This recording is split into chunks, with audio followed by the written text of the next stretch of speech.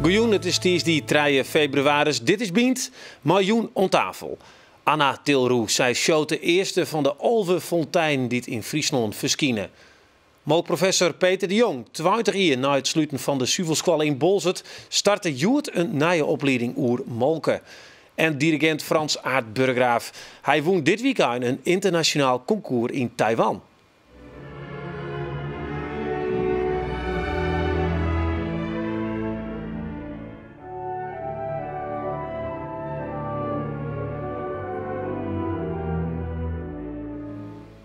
Ja, wat wie het verstik?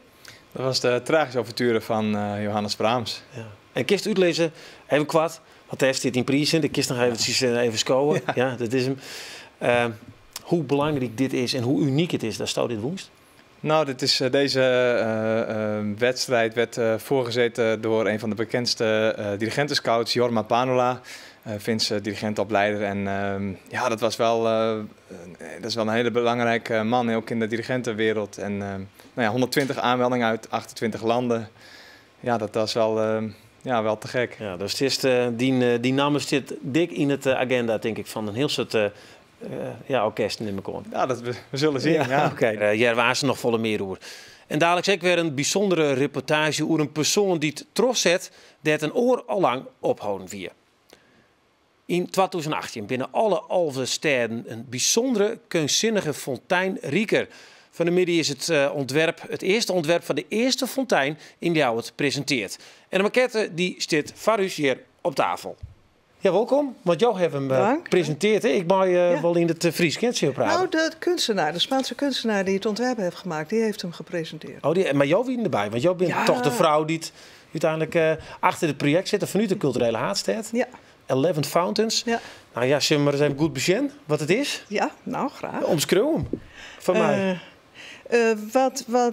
Dit is een fontein die komt te staan in het stationsgebied in Leeuwarden.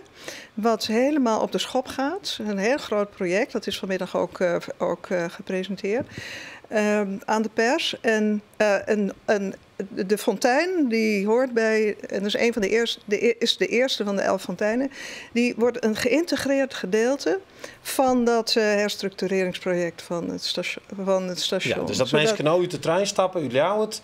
In 2018 komen ze dan dit zien. Ja, dan krijgen ze een prachtige entree tot de stad.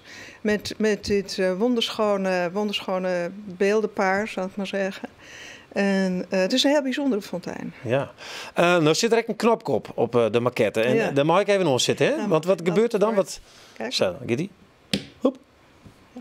Dit is hoe het er 's avonds uit gaat zien. Maar ik ga er nog even bij vertellen wat het nou precies is. Want mensen verwachten vaak bij fonteinen spuitende dolfijntjes en zo. Dat wordt het dus helemaal niet. De Spaanse kunstenaar die zag Friesland en die zei: in Friesland komt het water uit de grond. Hij zag die mooie nevels hangen boven het landschap en die vond het zo prachtig. En daar heeft hij zich door laten inspireren. En kijk, deze beelden worden 7 meter hoog.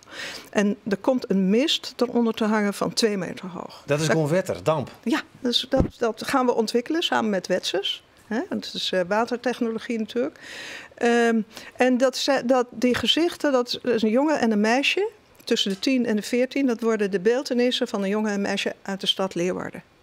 Dat gaan die nog uitkeersend worden? Of, ja, die moeten nog gekozen worden. Okay. Daar gaan we een heel participatieproject rond bedenken.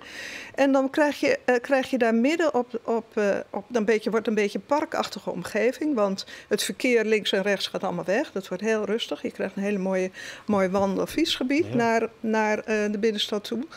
En dan kunnen mensen bij die fontein zitten. De kinderen kunnen, mensen ook natuurlijk, de grote mensen ook, kunnen in die mistwolk dwalen en weet ik wat ze allemaal willen doen in de mist. Dus het wordt een beeld van, dat is ook de bedoeling geweest van de kunstenaar Jaume Plensa. Het wordt een beeld van hoop, van schoonheid, hoop. Het is de jeugd die de toekomst heeft en het gaat ook over toekomst. Dus het wordt echt een icoon van de stad. Het beeld heet Love. En ja, het wordt een wonderschone entree tot de stad. En iedereen was buitengewoon... Nou, ik wil nog wel eens even Jerp van der Man op tafel. Wat vind je hem ervan? Nou, het ziet er mooi uit. En het is wel heel interessant met die mist inderdaad. Maar 7 meter, dat is... Dat is flink, hè? Ja. Ja, we hadden dus gekeken naar de omgeving. Hè? Dat is in verhouding tot de omgeving. Want je hebt daar natuurlijk ook hele grote gebouwen. Dus dat is allemaal heel precies. Want Plensa is een kunstenaar die veel werk maakt in de openbare ruimte. Dus hij kijkt heel goed naar de omgeving. Hij kijkt ook goed naar de locatie. Hij kijkt naar de lokale geschiedenis. Dat zijn allemaal dingen die belangrijk zijn bij het 11 Fountain project. Je maakt vaak een fontein of... Sorry? Maakt vaak een fontein of is het heel verschillend wat hij maakt? Nee, want er zijn 11 verschillende kunstenaars. Ah, oké. Allemaal internationaal gerenommeerde kunstenaars. Ja, wat vond je ervan? Wat ik wel mooi vind, is dat het melkwit is. Ja, melkwit. Ja, melkprofessor. Hè? Nee, maar laten we het even hebben. De Alve Orensterren, die komen binnen Ekkelbaar. Ja. Kunnen we dit echt verwachten in French of in Dok op zulke apparaten? Nee, daar komt ook weer iets anders. Kijk, ik heb gekozen, want ik krijg heel vaak die vraag van waarom zijn er niet 11 Friese kunstenaars? En dan zeg ik, luister, de Friesen kijken naar hun eigen cultuur met de Friese ogen. Maar het is zo interessant en spannend als het nou juist vreemde ogen zijn die kijken naar de Friese cultuur. Want iedere fontein en iedere kunstenaar die ik gekozen heb, die kijkt naar de locatie, die kijkt naar de plaatselijke cultuur en geschiedenis. Die gaat contact maken met de lokale bevolking. Daar beginnen we ook steeds. We beginnen daar iedere keer bij de bevolking. Die gaat, ja, dan krijg je dus dan krijgen de Friesen een nieuw beeld van hun eigen cultuur. Ja. Nou, bijzonder. Ik ben benieuwd wat er in French hier komt. Maar dat denk ik nog wel van jou. Nou, voor eerst bedankt voor de uitleg. Hoe is ze? En mensen kunnen... Houd Twitter en Facebook in de gaten. Want volgens mij komt hier weer een heel stuk praat hoor. Of het mooi is of net, dat zullen we zien. Oké, bedankt voor de uitleg. Ja, we gaan verder. Want we kijken al eventjes hoe mogelijk. 20 studenten van het Van Hal Instituut Van Hal Laren, Stijn wat ik zei, ze begonnen juist aan een opleiding die het volslijn in het teken staat van Molken. Na de sluiting van de Suvelskwalle in Bolze, 20 Jelien, is het de eerste echte opleiding over het product dat Friesland zijn economische groei jaarmaat. Nou, Peter de Jong, jou bent takum wieke man, die wil jou lector. Ja, dan je mag het zo maar even uitlezen, want ben je lector in Wurren, want dat is een hele ingewikkelde term. Nou, valt wel mee. Zuivelprocestechnologie. Nou ja, ik dacht dat gaat erover hoe je van je melk zuivelproducten maakt. Dat is inderdaad een heel belangrijk onderdeel voor Nederland, maar in het bijzonder ook voor Friesland. En daarom heeft ook de provincie Friesland ook samen met een netwerkorganisatie, dus Dairy Chain, gezegd van we moeten de kennis op het gebied van zuivel moeten we weer omhoog schroeven. Want er is inderdaad vreemd genoeg helemaal nergens in Nederland verder echt een hele toegespitste zuivelgroep. Puur molken, wat keer de maai en hoe goed is het van je. Ja. Zullen we even waarom in de tijd, want ik zou het al even. Bolzwart, de Suvel Academie, Suvel Skwalle, die moest sluiten. En dat waren van heel soort aangewijs. Zullen we even naar je waarom blikken?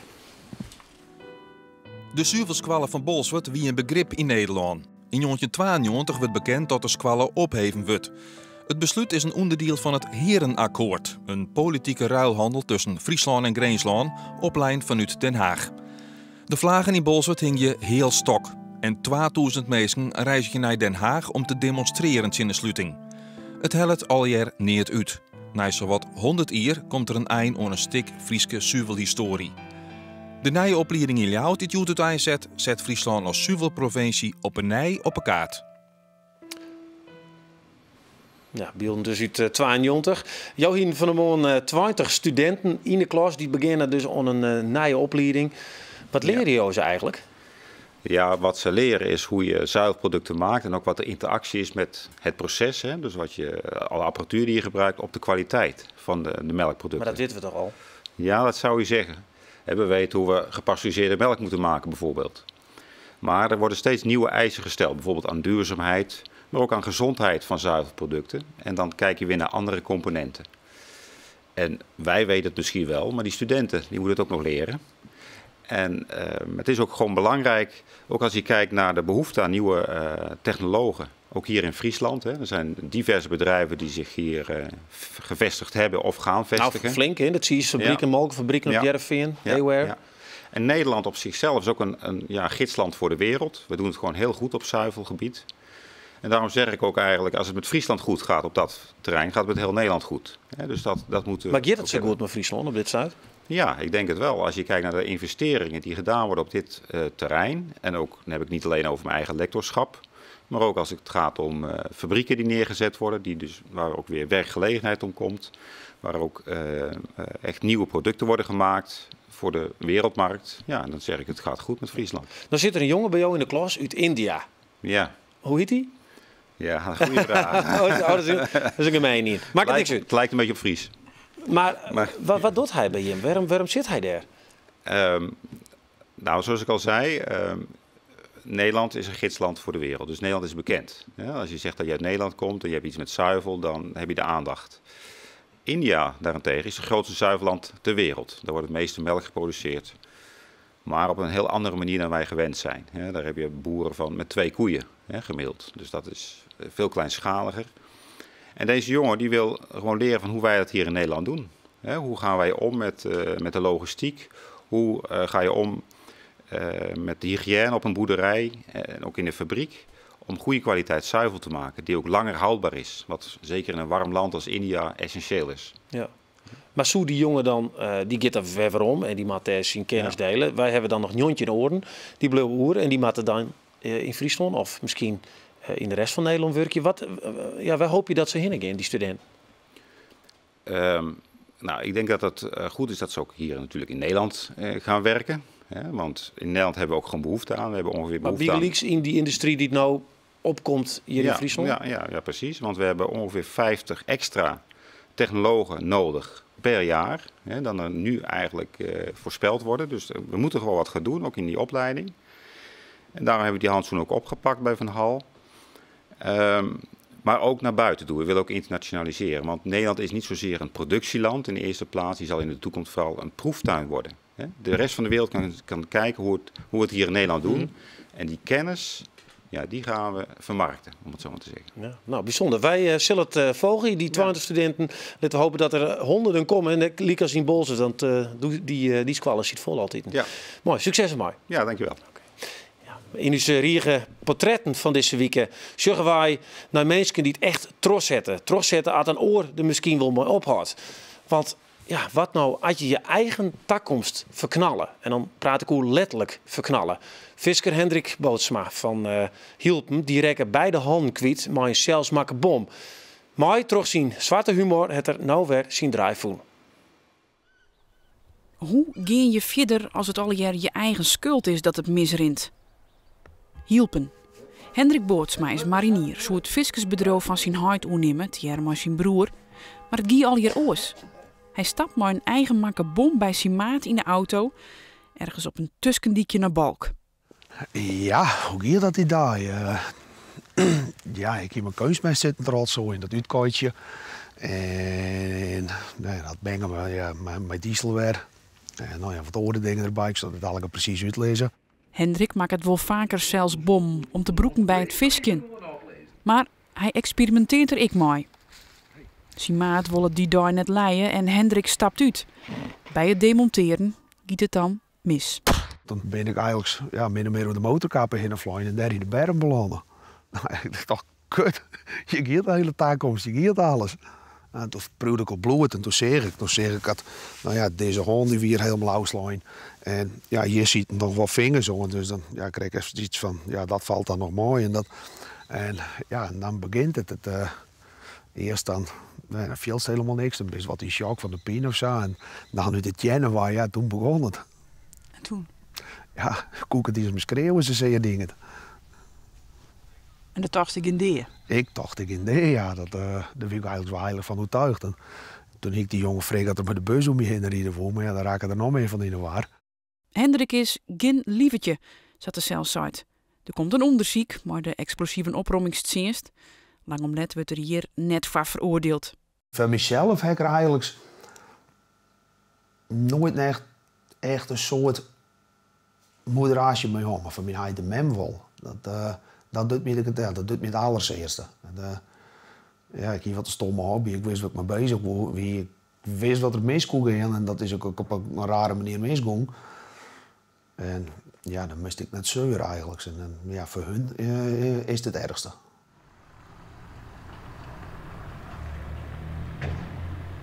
De soest het bedrijf van in huid nemen.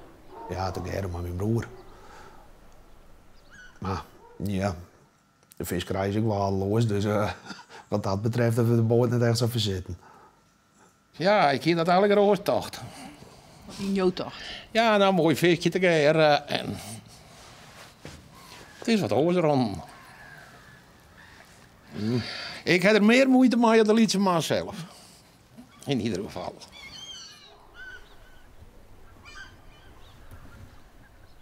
Hoe kon ik eigenlijk weer voor het ongeluk, dat nou ja, wie ik eigenlijk zo'n beetje een leeg gebeuren. Dat, ja, drank, wat orenrommel.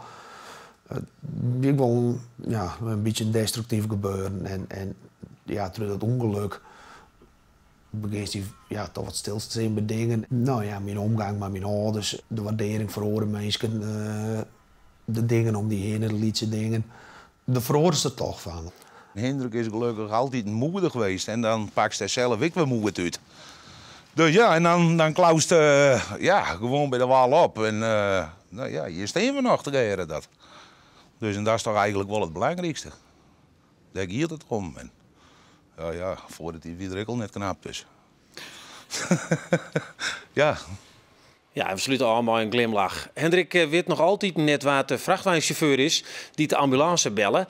Zorg daarom even zien oproep bij ons op Facebook. En morgen hebben we het verhaal van Ikran. Zij is slachtoffer van eerwraak. En nog alle dagen wrakselt zij met haar kar tussen haar familie en een leven als zelfstandige vrouw. Ja, Arone Wieke waart in Taiwan een van de grootste concoursen voor dirigenten houden. Frans Aad Burggraaf, de dirigent van Solibras in Ljouwert. Ja, dat woensdag maar. Ja. Groot internationaal concours. Viel dat ik nog altijd zo? Ja, het is wel geweldig. En eigenlijk vanaf het moment dat ik terug ben, of het moment eigenlijk dat ik daar was. Ik werd eerst gebeld door Radio 4 live in de uitzending. En nog met het oog op morgen gisteravond toen ik terugkwam. Of zondagavond. Dat wist het ermee. En het gaat maar door eigenlijk. Je krijgt de beelden weer binnen en dan... maar wat is het voor concours? Vertel eens, wat wordt er van je vragen? Nou, er wordt eerst een voorselectie gehouden door de filmpjes die je opstuurt. De films die je hebt gemaakt met andere orkesten. Dan zit er een jury die gaat van die 120 deelnemers gaan ze de video's bekijken. Zijn er 100 afgevallen, 20 overgebleven. En dan ga je daar naartoe en dan bereid je alle stukken voor. En dan krijg je per ronde een kwartier om te dirigeren. En de kist die mensen net, heeft ze net een hoorjoen? Nee, niks. Je zit achter de deur te wachten. De vorige kandidaat is geweest. En je gaat daar binnen en je geeft je hand aan de concertmeester en je zegt welk stuk je gaat dirigeren. En dan begin je. En na een kwartier gaat er een bel en dan kun je weer weg en dan gaat de volgende. Ja, laat je wel alles uitspelen. Het is niet zo als ze denken het is niks, dan stoppen ze al eerder. Nou, het orkest? Nee, maar met die bel. Nee, ze laten je gelukkig wel gewoon alles uitdirigeren. Ja. Ja. Zullen we eens even zien? Jim zal wel nieuwsgierig zijn hoe het eruit ziet. Nou, het is heel bijzonder. Dat is maar even mooi.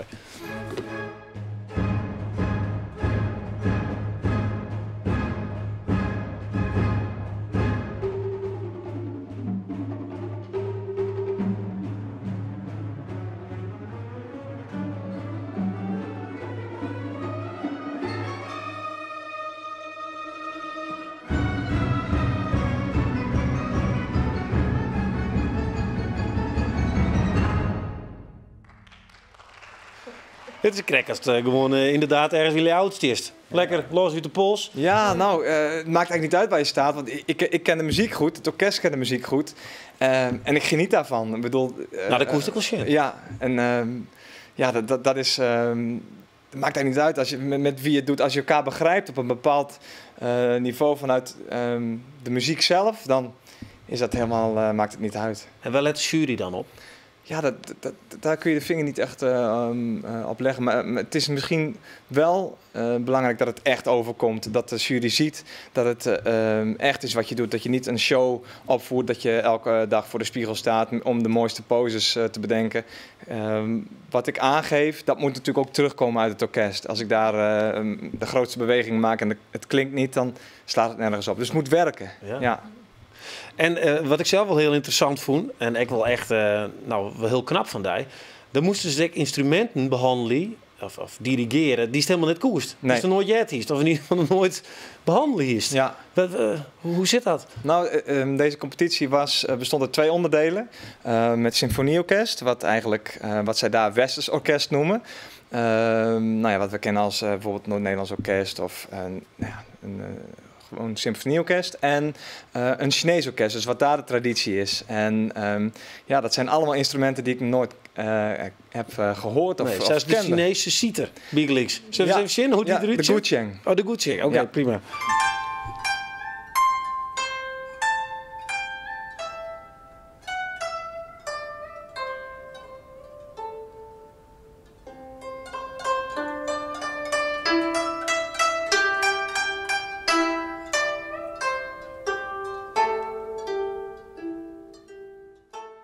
Ja, valt een heel zit op het plakken in één keer. Dan weet ik wat ik jij dat ik bij de Chinezen zit te wachten. Absoluut. Dat is dit instrument dus. Ja. Maar dit is een filmpje van YouTube, hè? Dit moesten ze leren? Dit orkest, het Taipei Chinese Orchestra, heeft alle onbekende instrumenten, voor ons onbekende instrumenten, ingespeeld op YouTube voor alle dirigenten.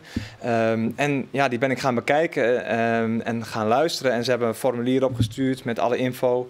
En waardoor het je duidelijk wordt hoe zo'n orkest in elkaar zit. Je hebt 4 pijlers eigenlijk. Je hebt het slagwerk achterin. Nou, dat is ook heel veel Chinese slagwerk, wat heel daar traditioneel is. Maar je hebt daarnaast de blazerssectie met een zwona.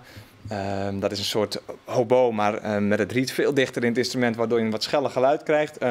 Een mondorgel, de sheng, wat echt heel uniek is. Ziet uit als een orgeltje, maar wordt met de mond aangeblazen. Je hebt daarnaast de grote groep, waar dit ook onderdeel van was, de geplukte snaarinstrumenten, zoals een harp. Maar dit was dan een gucheng en je had een yanqin en een soort gitaartjes. Ja. En je hebt nog de strijkersectie, een 2-snarig strijkinstrument. Wat de grootste groep is van het orkest, zeg maar de violen van het orkest. Wat zou het in ieder geval heel zo doen, die talent, en dat heeft ook zien litten. Dat willen we denk ik heel het meest van weten. Wat zit er nou maar die te gebeuren? Wat kist je mooi? Nou, er kwam natuurlijk sowieso een hoop op je af qua aandacht. En vanuit het orkest in Taipei heeft me meteen gevraagd of ik volgend jaar terug wil komen. Dus dat staat al zeker. En iemand van de jury heeft mij gevraagd of ik naar Hongkong zou willen Dus het begin komen. van een internationale carrière Ja, dat hoop je wel op. En probeert gewoon hard te werken en alle kansen die je krijgt aan te pakken. Nou, de straalstroer. Ik denk, ik gun het die van harte. Ja, bedankt. Ik denk dat het wel slagen zal.